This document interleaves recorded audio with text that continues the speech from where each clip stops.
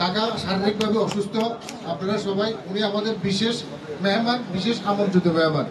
উনি আজকে আসাতে আমাদের এই প্রোগ্রামের গ্ল্যামারটাকে বাড়ছে না কমছে। আমরা সবাই মনের দিক থেকে আমরা দোয়া করি আল্লাহ পাক রাখে ওনাকে সুস্থ স্বাভাবিক অবস্থা আবার আমাদের মধ্যে কাজ করার তৌফিক দান করে।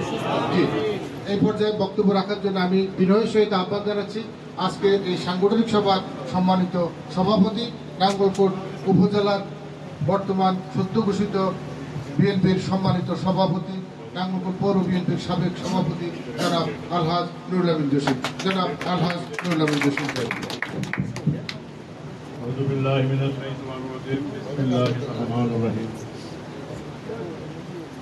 আজকে নাঙ্গলকোট উপজেলা বিএনপি কর্তৃক আয়োজিত সাংগঠনিক মিটিংয়ের সম্মানিত প্রধান অতিথি আমাদের জননেতা জনাব আলহাজ মুবাশশির আলম ভূঁইয়া সাহেব, উপস্থিত আছেন সাবেক সদস্য সচিব আহ্বায়ক কমিটির নুরুল আফসার নয়ন কাকা সহ নাঙ্গলকোট থানা উপজেলা ছাত্রদল, যুবদল, বিএনপি স্বেচ্ছাসেবক দলের নেতৃবৃন্দ, আসসালামু আলাইকুম রহমতুল্লাহ বারাকাতুহু।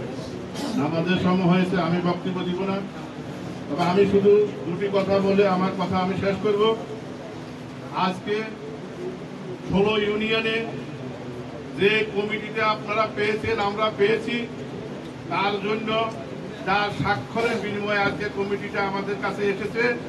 আমাদের নুরুল আফসার নয়ন কাকাকে আমার নাঙ্গলকোট উপজেলা বিএনপির পক্ষ থেকে আন্তরিক ধন্যবাদ